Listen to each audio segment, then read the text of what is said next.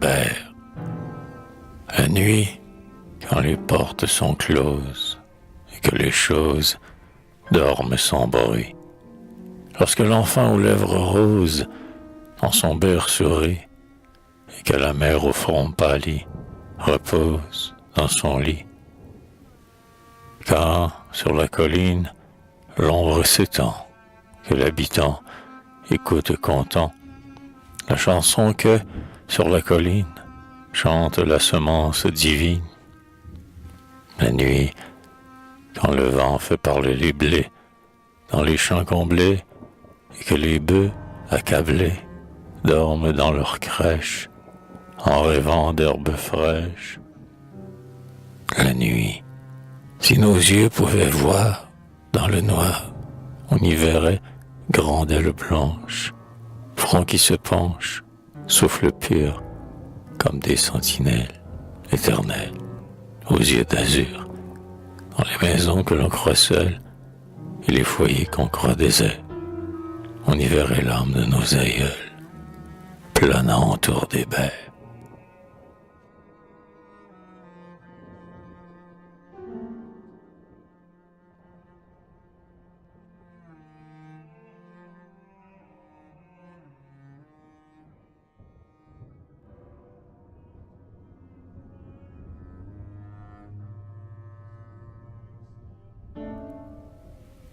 Autour du Bert, l'homme est au champ, c'est la semence, il fait très doux, le temps est beau. La mère reprend sa romance, auprès du vieux Bert, fais dodo. Dors, mon enfant, ta tête lasse est encore lourde la nuit. Il dort, la grande sœur bordasse, le souffle chante et le feu luit. Pendant que le père besogne et mène au champ ses grands taureaux, l'enfant dort dans la Catalogne et le couvre à pied à carreaux. Alors, dans la paix de cette heure, sans hardiesse et sans détour, les êtres de l'humble demeure redisent chacun leur amour. Moi, dit le poil, je protège son petit corps contre le froid. Quand vient l'hiver et que la neige d'un blanc manteau couvre le toit, ma douce et fidèle tendresse s'émeut et le petit enfant s'endort sous la chaude caresse que donne mon feu triomphant. Et moi, dit la lampe, je veille auprès de son berre quand il dort. Lorsque dans la nuit il s'éveille, j'étends sur lui mon voile d'or. Je mets un rempart de lumière en face de l'obscurité, afin que, plus tard, sa paupière soit amoureuse de beauté, et que, par des heures sereines, ayant vu mes feux incertains, il aime la clarté des plaines, dans l'abrasement des matins. Bientôt, dit la table ancestrale, bientôt cet enfant me devra l'odeur de la terre natale que son âme respirera. La force, la vigueur ancienne et les courages éclatants vont ressusciter dans ses veines par le bon pain des habitants.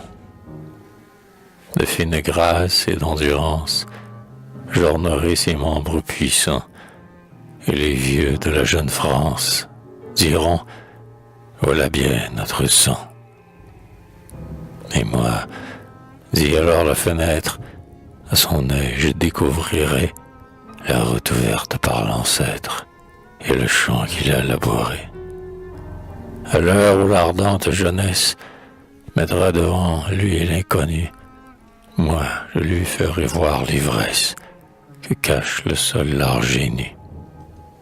Je veux que le sillon l'enfièvre, que les épis victorieux mettent des chansons sur sa lèvre et de la flamme dans ses yeux, afin, quand leur ombre éternelle, les fiers ancêtres qui sont morts voient que leur race est toujours belle et que leurs fils sont toujours forts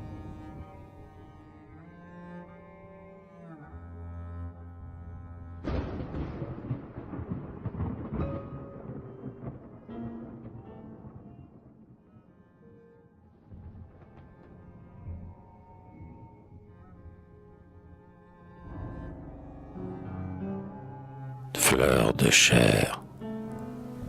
Je vais vous chanter, peuple cher, ô nos enfants, aux fleurs de chair, comme les blés qu'un souffle chaud balance, comme des lys sous un soleil levant, dans le foyer, sanctuaire vivant, les fleurs de chair s'ouvrent dans le silence, et les époux murmurent, triomphant, aux oiselets, Dieu donne la pâture, il a souci de toute la nature, il prendra soin de nos petits-enfants. Il fait mûrir les épis et les gerbes sur les coteaux réjouis par l'été, et dans un flot de grâce et de clarté, il fait grandir les récoltes superbes. Il doublera nos moissons de jadis, d'orge et de blé nos granges seront pleines, et du bon pain qui viendra de nos plaines, nous nourrirons nos filles et nos fils. Le ciel nous prête un courage indomptable. Par le Seigneur, nos travaux sont bénis, et nous rions de les voir réunis, nos blonds enfants, autour de notre table. Je vais vous chanter, peuple cher, ô nos enfants, ô fleurs de chair.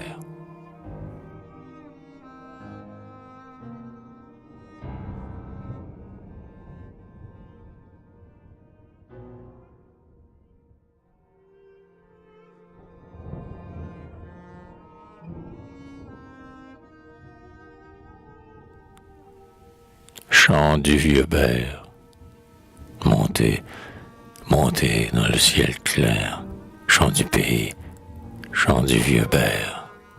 C'est la poulette grise qu'a pondu dans la remise. Elle a pondu un petit coco pour bébé qui va faire dodo, dodo, dodo. Voyez comme il est beau, voyez c'est le 12e, clame la mère, et c'est étrange comme on l'aime. Montez, montez dans le ciel clair, chant du pays, chant du vieux Bert. C'est la poulette blanche qu'a pondu dans les branches. Elle a pondu un petit coco pour bébé qui va faire dodo, dodo, dodo. Nul ne dira que notre race est morte, nous la créons plus vivante et plus forte. Montez, montez dans le ciel clair, chant du pays, chant du vieux Bert. C'est la poulette noire qu'a pondu dans l'armoire. Elle a pondu un petit coco pour bébé qui va faire dodo, dodo, dodo. De blonds enfants, notre maison est pleine, et nos épis se pressent dans la plaine. Montez, montez dans le ciel clair, chant du pays, chant du vieux Bert.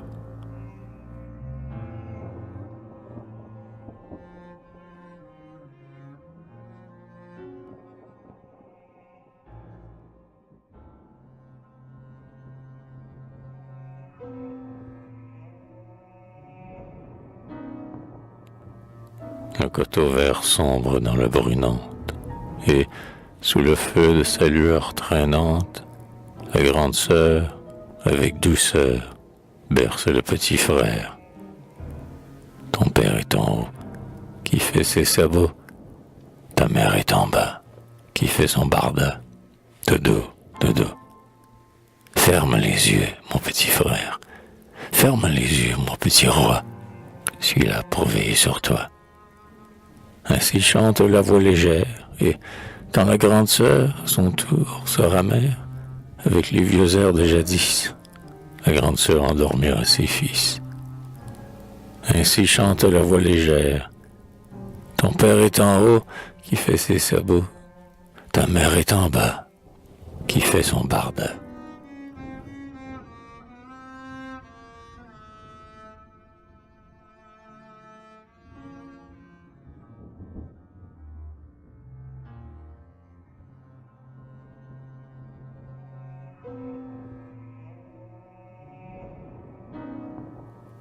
Écoutez-moi, si vous voulez m'en croire, dit le vieux Bert, écoutez mon histoire.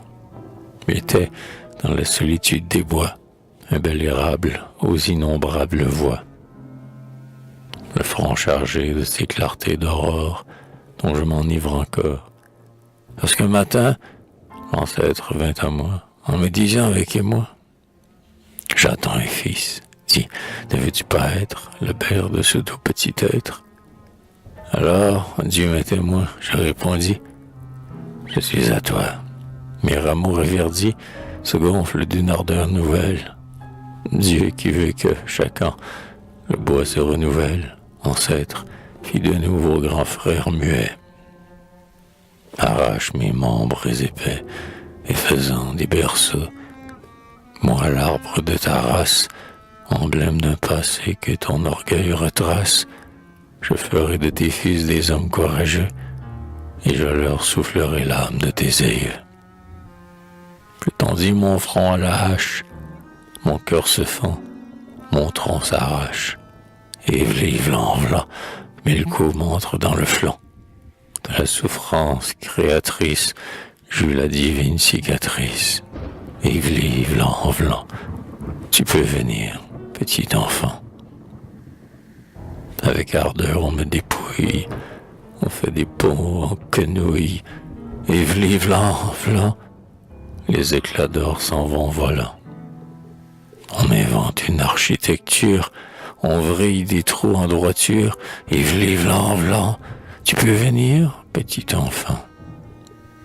On met les chevilles à serre dans la charpente nécessaire, et v'lan, marche le ciseau vigilant.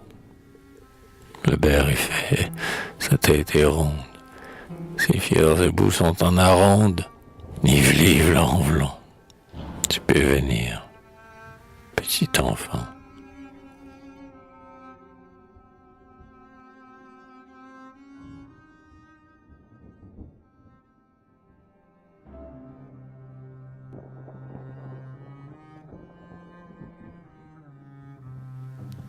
L'âme oppressée d'une sombre pensée, vous doutez de notre avenir, à l'heure où le jour va finir, quand vous passez près de la plaine et de la maison canadienne, pour chasser votre crainte lourde et votre ennui, écoutez le vieux berre qui roule dans la nuit. Montez dans le ciel clair, chant du pays, chant du vieux berre.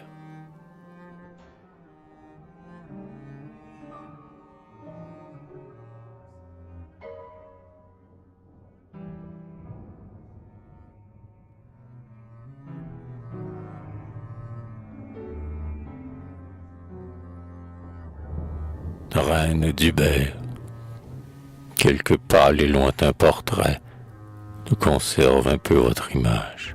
Femme, épouse d'un autre âge, reine d'Hubert et du Rouet. Sur vos cheveux une câline, blanche et rustique s'étalait. Vous portiez un grand mantelet, et quelquefois la crinoline. Des fleurs vivantes, fronts si chers, ont germé nombreux à l'envie. Par votre amour et votre vie, s'est consumé autour des vers. Votre front robuste et tenace, malgré les coups, est resté fort. Vous n'êtes pas peur de l'effort, et vous avez créé la race. L'espoir en Dieu vous fit bénir votre maternelle souffrance. Sur votre cœur, plein d'espérance, vous avez bercé l'avenir. Et vous avez formé les trames d'un siècle vigoureux et fier. Honneur à vous, reine d'Hubert, noble femme.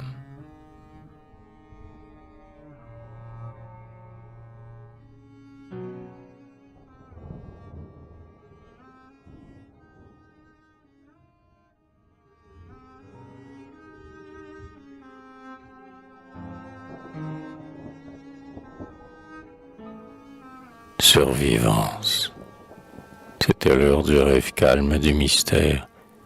L'air était imprégné des parfums de la terre, et le soir sentait bon. Au fond de la forêt, la nuit silencieuse et vagabonde errait. La maison paysanne à la blanche fumée rêvait dans la paix parfumée.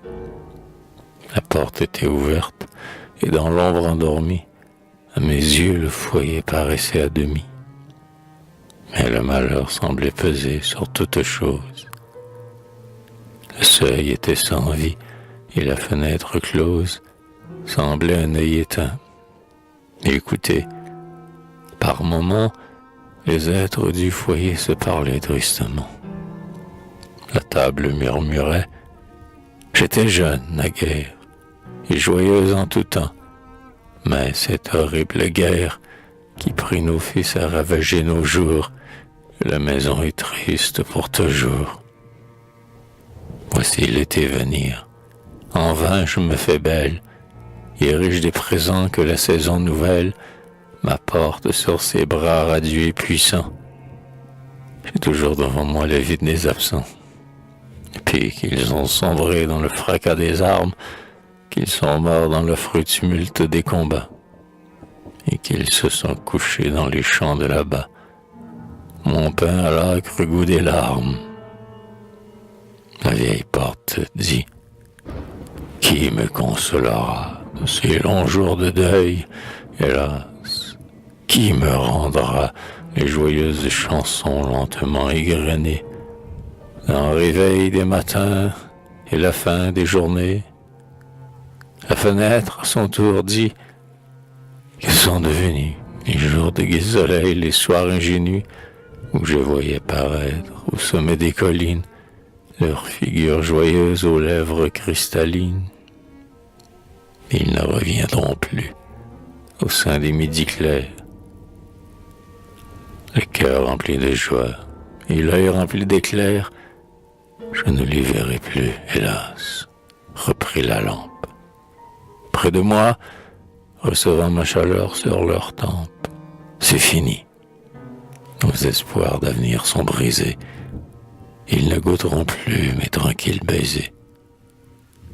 Le berre, lui, se taisait, car que pourrait-on dire quand on est le rayon, qu'on est le sourire, quand on sent sa puissance intacte resplendir, sa sève bouillonner et sa force grandir.